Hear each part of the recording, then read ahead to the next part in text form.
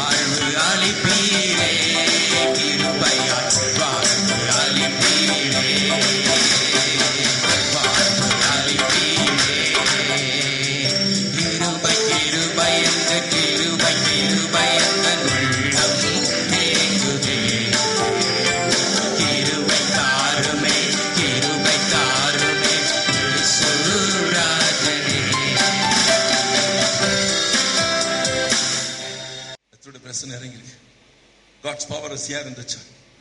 Whole auditorium. தேவ மகிமை இறங்கிருக்கு. தேவ மகிமை இறங்கி வந்திருக்கு. கர்த்தருடைய மகிமை உள்ள இறங்கிருக்கு. கர்த்தருடைய பிரசன்னம் உள்ள இறங்கி. God is here. The Lord is here. வல்லமையின் தேவன், மகிமையின் தேவன், சாவாமைகளை செய்கிறவர் நம் மத்தியில இறங்கி வந்தார். நம் மத்தியில எழுந்தருளி இருக்கிறார். அவர் நம்மோடு இருக்கிறார். ஸ்தோத்திரம். Holy Spirit. Thank you, Holy Spirit. Thank you, Holy Spirit. Thank you, Holy Spirit. Shaka rapa rapa lapa napa urapa laga hapa rapa hapa rapa hama rada shaba rapa hapa hapa hapa hapa hapa hapa urapa hapa hapa hapa hapa shaba rapa hapa rapa hapa rapa hapa rapa urapa hapa hapa hapa urapa hapa hapa hapa urapa hapa hapa hapa urapa hapa. Jesus, thank you Jesus, thank you Holy Spirit. உமக்கு நன்றி, உமக்கு நன்றி, உமக்கு நன்றி. கர்த்தருக்கு மகிமை உண்டாகட்டும். தேவாவியானவர் நம்ம மத்தியில, இயேசு நம்ம மத்தியில ஒரு இறங்கி இருக்கிறார். கர்த்தருடைய மகிமை. நீங்க குடிகாரங்க விடுதலையாக போறீங்க. நீங்க குடிகாரங்க விடுதலையாக போறீங்க. பாவத்தில் இருக்க நீங்க விடுதலையாக போறீங்க. இன்னைக்கு கர்த்தர் உன்னை பரிசுத்தப்படுத்த விரும்புகிறாரு. உன் பாவ வாழ்க்கையில இருந்து உன்னை விடுதலையாக்க விரும்புகிறாரு. கண்களில் நிச்சயில இருந்து, மாம்சத்தின் நிச்சயில இருந்து, ஜீவனத்தின் பெருமையில இருந்து இயேசு உன்னை விடுதலையாக்க போகிறாரு. கர்த்தருடைய மகிமை இறங்கினாலே அதுதான் சம்பவிக்கும், அதுதான் சம்பவிக்கும். Jesus, Jesus, Jesus, Jesus. நன்றி, நன்றி, நன்றி. ஓ power, oh power of God.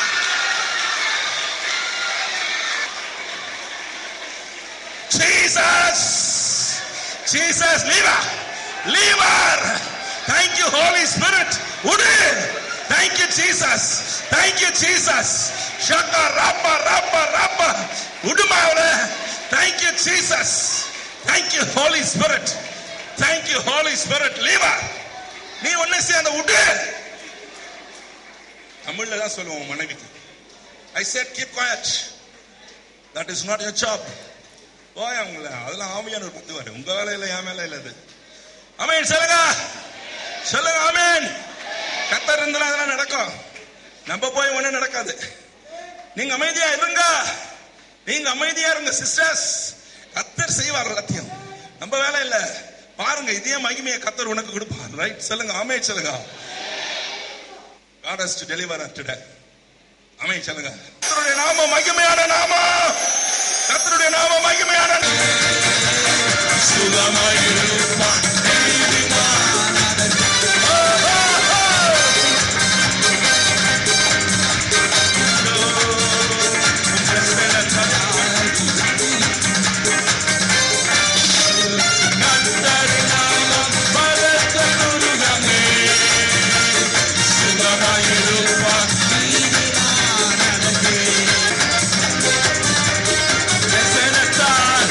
Hey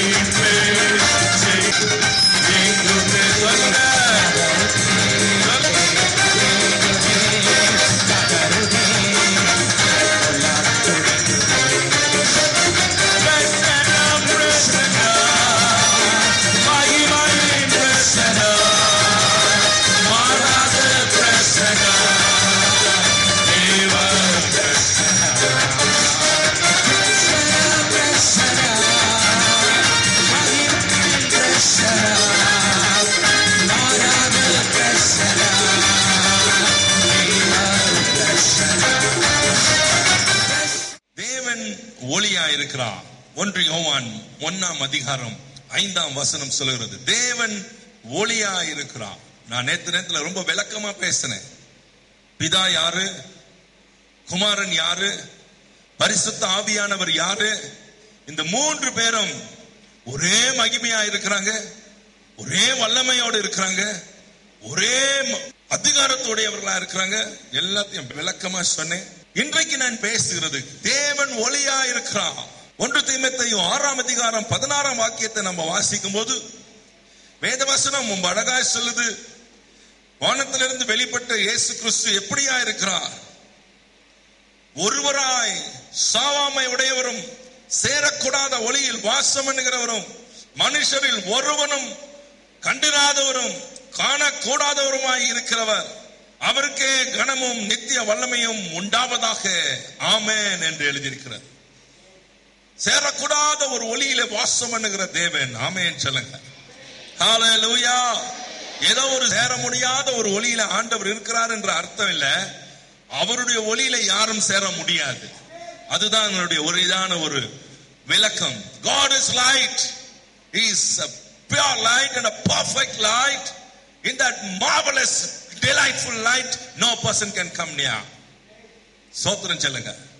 ஹல்லேலூயா சொல்லுங்க. தேவன் ஒளியா இருக்கிறார். அவருடைய ஒளி மகிமை நிறைந்த ஒளி, சாதாரண ஒளி இல்ல, சூரியன் அல்ல. சூரியனுக்கு ஒளி கொடுத்தவர் அவர். கர்த்தருக்கு ஸ்தோத்திரம் சொல்லுங்க. ஹல்லேலூயா. சூரியன் அவருடைய ஒளியை பார்த்து ஒளி கொடுக்கிறது தினந்தோறும். ஒரு நாள் நான் ஆவியானவர்கிட்ட கேட்டேன், சந்திரன் ஒரு நாளைக்கு சூரியனை தரிசிக்கலனா அதுக்கு என்ன பேரு? அன்னைக்கு என்ன பேரு? அமாவாசை. சில பேர் பேரை வச்சுக்கலாம் அமாவாசை. சந்திரன் ஒரு நாள் சூரியனை தரிசிக்கலனா அதுக்கு பேர் அமாவாசை. ஆண்டவரே, ஒருவேளை சூரியனுக்கு எங்க இருந்து வெளி வருதா? சூரியனுக்கு எங்க இருந்து ஒளி வருது? ஆவியானவர் சொன்னார், எப்பா அது தெரியாத உனக்கா? அந்த சூரியன் நீதியின் சூரியனை பார்த்து ஒளி பெறுகிறது. கர்த்தருக்கு ஸ்தோத்திரம் சொல்லுங்க. ஹல்லேலூயா. ஹல்லேலூயா.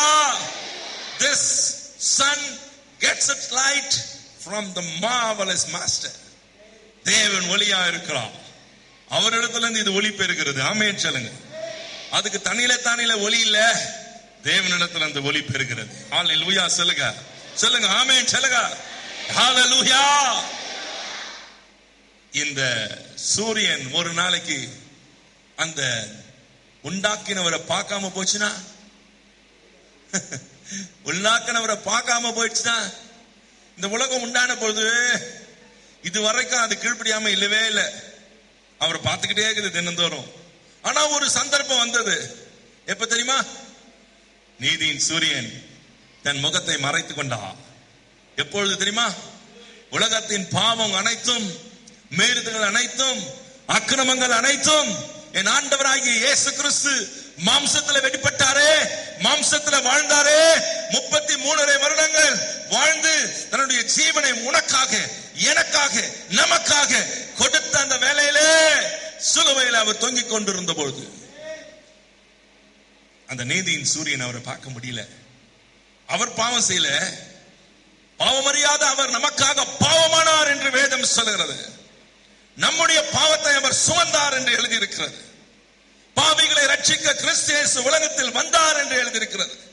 பாவத்தின் சம்பளம் மரணம், அதை அறிக்கை செய்து விட்டு இரக்கம் பெறுவான் என்று எழுதியிருக்கிறது. இந்த இரக்கத்தை நீங்களும் நானும் பெறுவதற்காக ஒரு நாளிலே தேவனாகிய கர்த்தர் பூமிக்கு வந்தார். அவருடைய பிறப்பை தான் கிறிஸ்துமஸ் என்று கொண்டாடுகிறோம். அவருடைய இறப்பை குட் ஃப்ரைடே என்று பேசுகிறோம். அவருடைய உயிர்த்தெழுதலை ஈஸ்டர் என்று சொல்லுகிறோம். ஆனால் அந்த பெரிய வெள்ளி அன்று நம்ம சொல்ற மாதிரி அன்றைக்கு இயேசு கிறிஸ்து சிலுவை சுமந்தா, நீனும் நானும் சுமக்க வேண்டியதை சுமந்தா. அந்த பாவத்தின் நிமித்தம் அவர் அன்றைக்கு சிலுவையில ஆணிகளால் அடிக்கப்பட்டார். ஸ்தோத்திரம் சொல்லுங்க. ஆமென் சொல்லுங்க. அவர் ஆணிகளால் அடிக்கப்பட்டு தொங்கிக் கொண்டிருந்த போது பாவம் அனைத்தையும் அவர் சுமந்தார். எல்லாருடைய பாவம் அவர் மேல் சுமத்தப்பட்டது. ஓம் பாவம், ஏன் பாவம், ஆதாம் முதல் கடைசி மனுஷனுடைய பாவம் வரைக்கும் அவர் மேல் சுமத்தப்பட்டது. அப்பொழுது நீதியின் சூரியன் அவர் முகத்தை பார்க்கவில்லை. பாவத்தை நிமித்தம் அவர் முகத்தை பார்க்கவில்லை. தீமையை காண மாட்டாத சுத்த கண்ணன் என்று அவருக்கு பெயர். அவர் தீமையை பார்க்க முடியல. அந்த நேரம் அவர் என் தேவனே, என் தேவனே, ஏன் என்னை கைவிட்டீர் என்று கதறினார். காரணம் அவரை பார்க்க முடியல. அது வரைக்கும் 33.5 வருஷம் அவரை உலகத்தில் இருந்தபோது பார்த்தார். அந்த வேலையில் அவரால் பார்க்க முடியல. சொல்லுங்க, உலக ஹிஸ்டரியிலே இருக்குது. 3 hours the world became dark. 3 மணி நேரம் பூமி இருண்டு போயிற்று. கர்த்தருக்கு ஸ்தோத்திரம் சொல்லுங்க, கர்த்தருக்கு ஸ்தோத்திரம் சொல்லுங்க. ஹalleluya, hallelujah, hallelujah. God turned his face. தேவன் முகத்தை திருப்பினார். ஆனால் நம்முடைய அருள்நாதர் இயேசு கிறிஸ்து தன்னிச்சையாய் நல்லா தெரிஞ்சுக்கணும். It is not by the Holy Spirit, not by the Father God. பிதாவாகிய தேவனால அல்ல. Satan had 3 மணி நேரம் மகா யுத்தம் பிசாசுக்கும் மனுஷகுமாரனுக்கும். பூமியில அவருக்கு மனுஷகுமார் என்று பெயர். தேவனுடையத்திலிருந்து வந்தபடியால், தேவனாய் வந்தபடியால் தேவகுமார் என்று பெயர். அவருக்கு அதுக்கு முன்னால தேவகுமார் என்று பெயர் கிடையாது, மனுஷகுமார் என்று பெயர் கிடையாது. உலக தோற்றத்துக்கு முன்னதாக அவருக்கு பெயர் வார்த்தை. அந்த வார்த்தையாகிய தேவன் பூமிக்கு வந்தார். பூமியில் அவர் பிறக்கும் போது தேவ தூதர்கள் சொன்னார்கள், இவருக்கு இயேசு என்று பெயரிடுவாயாக. ஆகவே அவருக்கு இயேசு என்று பெயரிட்டார். அவருக்கு இயேசு என்று பெயரிட்ட பிறகு பூமியில வாழ்ந்தபடியால் மனுஷகுமாரன் என்று சொன்னார்கள். தேவனுடைய வித்தாய் இருக்கிறபடியால் தேவனுடைய குமாரன் என்றும் அவர் அழைக்கப்பட்டார். மனுஷீகத்திலே நம்மை போல மாம்சத்திலே அவர் இருந்தபடியால் மாம்சத்திலே அவருக்கு சோதனை வந்தது, மாம்சத்திலே அவருக்கு போராட்டம் வந்தது, மாம்சத்திலே அவருக்கு உபத்திரவம் வந்தது. அவர் சோதிக்கப்பட்டார். உங்களை போல, என்ன போல, நம்ம போல எல்லா சோதனையும் வந்துச்சு. பெண்களால சோதனை வந்துச்சு. மாம்சத்துல எல்லா சோதனையும் அவருக்கு வந்தது. பாவம் இல்லாதவராய் அவர் தன்னை பரிசுத்தமாய் காத்து கொண்டார். ஸ்தோத்திரம் சொல்லுங்க, ஹalleluya, ஹalleluya. இன்றைக்கு உங்களுக்காக எனக்காக பிதாவின் வலது பார்சத்தில் இருக்கிறவர் உங்களுக்காக எனக்காக பரிந்து பேசும்படிக்கு அந்த பாக்கியம் உள்ளவராய் உட்கார்ந்து இருக்கிறார். ஆகவே இயேசு கிறிஸ்து பூமியில வந்தா அவருக்கு பெயர் இயேசுவா இருந்தாலும் அவர் ஒளியா இருக்கிறார். ஆமென் சொல்லுங்க, கர்த்தருக்கு ஸ்தோத்திரம் சொல்லுங்க, ஹalleluya சொல்லுங்க. யோவான் 9வது அதிகாரம் 5வது வாக்கியத்தை வாசித்து பார்த்தால் என்ன சொல்லுது பாருங்க. John chapter 9 verse 5.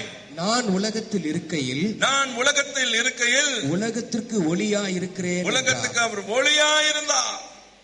உலகத்தில் இருக்கும்போதே அவர் ஒளி. தேவன் ஒளியா இருக்கிறார். இந்த தேவனை ஏற்றுக்கொண்டவனுடைய வாழ்க்கையில ஒளி உண்டாயிருக்கிறது. அவனும் ஒளியா இருக்கிறான். ஆமா சொல்லுங்க. நீங்க இருளின் பிள்ளைகள் அல்ல. இருளான வாழ்க்கை நமக்கு இல்லை, வெளிச்சத்தின் பிள்ளைகள். நேற்று நேரத்தில் நான் சொன்னேன், இந்த இயேசுவுக்கு இன்னொரு மகிமையின் பெயர் உண்டு. அவரை குறித்து வேதம் சொல்கிறது. மல்கியா தீர்க்கதரிசியின் புத்தகம் 4வது அதிகாரம் 2வது வசனத்தை எடுத்து வாசிக்கும் பொழுது வேதம் சொல்கிறது, ஆனாலும் என் நாமத்துக்கு பயந்திருக்கிற உங்கள் மேல் நீதியின் சூரியன் உதிக்கும், அதன் செட்டைகளின் கீழ் ஆரோக்கியம் இருக்கும். நீங்கள் வெளியே புறப்பட்டு போய் கொழுத்த கன்றுகளைப் போல வளருவீர்கள். தினத்தில் இதை பேசுறேன். இன்னைக்கு புதுசா வந்திருக்கிறவங்களுக்காக திரும்பியும் பேசுறேன். அவருக்கு பேர் நீதியின் சூரியன். அவருக்கு பேர் என்ன? நீதி. சொல்லுங்க, நீதி. தேங்க்யூ. அவருக்கு பேர் நீதியின் சூரியன். அவர் நீதியால் வாழ்ந்தார். அந்த சூரியனுடைய பார்வையில அந்த சூரியனை பெற்றுக்கொண்டவர்களாய், அந்த சூரியனை நம்முடைய வாழ்க்கையில ஏற்றுக்கொண்டவர்களாய் இருப்போமானால் நம்முடைய வாழ்க்கையில என்ன இருக்கும்? சொல்ல மாட்டீங்களா? நீதி இருக்கும். அநீதி இல்ல. அநீதி எல்லாம் என்னது? பாவம் என்று வேதம் சொல்லுகிறது. நீதியான வாழ்க்கை. அருமையான கர்த்தருடைய பிள்ளையே, இன்னைக்கு அநேகர் நீதியாய் வாழ்கிறாங்க, நீதியின் வாழ்க்கையில வாழ்ந்து கொண்டிருக்கிறாங்க.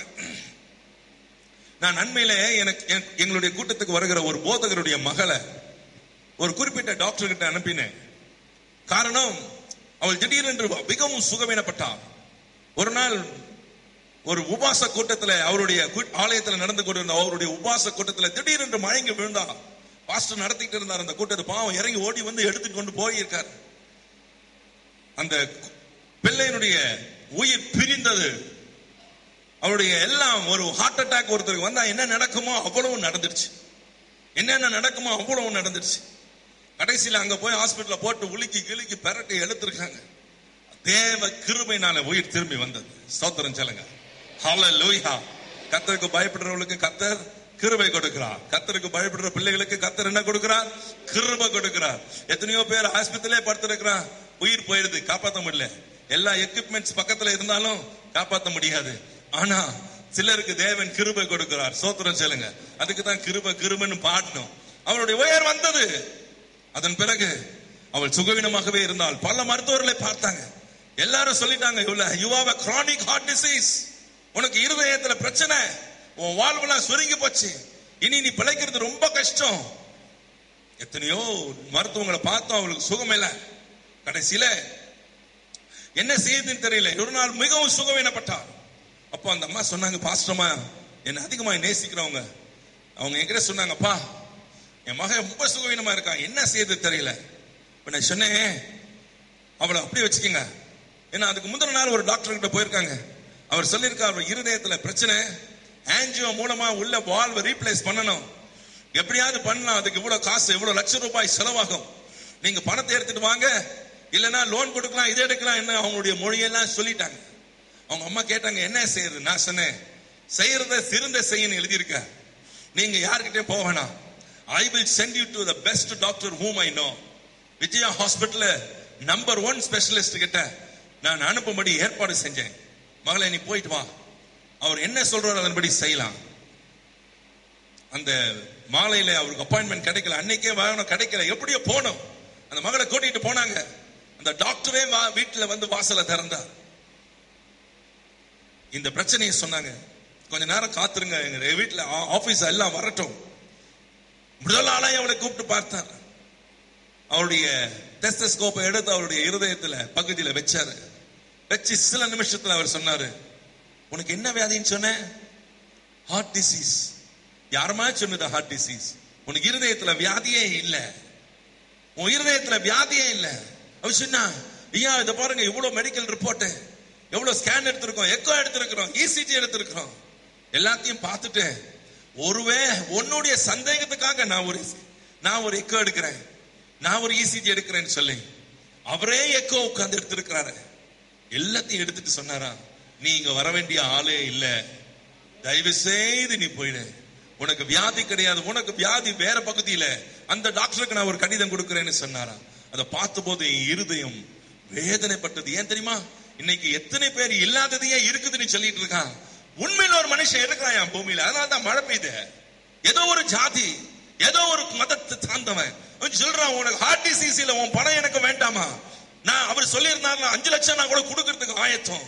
ஆனா அவர் சொல்றாரு வியாதி இல்ல.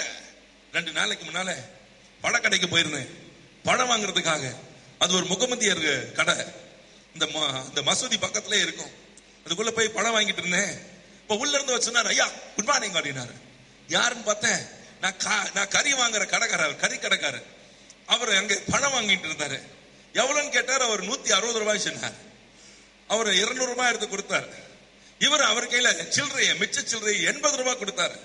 உடனே அவர் திரும்பி அவரை பார்த்து சொன்னாரு, என்ன 80 ரூபாய் கொடுக்குறீங்க? ஆமா சார், 120 தானே சொன்னேன். இல்லப்பா நீ 160 ரூபான்னு சொன்ன மாதிரி கேட்டுச்சு என் காதுல. நான் சொன்னேன், என் காதலையும் அதான் கேட்டுச்சு. ஒருவேளை அவர் 160 ரூபான்னு சொன்ன மாதிரி இவர் எடுத்துட்டு கொடுத்திருந்தாருன்னா, இல்லன்னா ஒருவேளை அவன் மறந்து கொடுத்துட்டான்னு இவர் கொடுத்திருந்தாலும், இவர் சொல்றாரு பாருங்க, உன் காசு எனக்கு வேணாம், 160 ரூபாய் சொன்னியே, ஏன் 20 ரூபாய் யாத்திரை எடுத்துக்கிட்டு 80 ரூபாய் கொடுக்கிறேன்னு சொல்றாரு பேரு. இது பேர் தான் நீதியின் வாழ்க்கை. இது ஒரு புதம் அதிசயம் செய்யறான். ஆனா வேதம் சொல்லுறது, நீதியின் சூரியன் ஒரு மனுஷனுடைய வாழ்க்கையில இறங்கி வந்துட்டாருன்னா நம்முடைய வாழ்க்கை நீதியாய் மாறிடும். எல்லா கட்டத்திலையும், எல்லா சூழ்நிலையும், எல்லா இடத்திலையும் நீதிதான் நம்ம வாழ்க்கையா இருக்கும். நீதியில் நிலைத்திருந்து திருமுகம் நான் காண்பேன். உயிர் தெழும்போது சாயலால் திருப்தியாவே. கேக்குதா? நீதியில எப்படி இருப்போம்? நினைச்சிருப்போம். ஆமா சொல்லுங்க. ஹல்லேலூயா.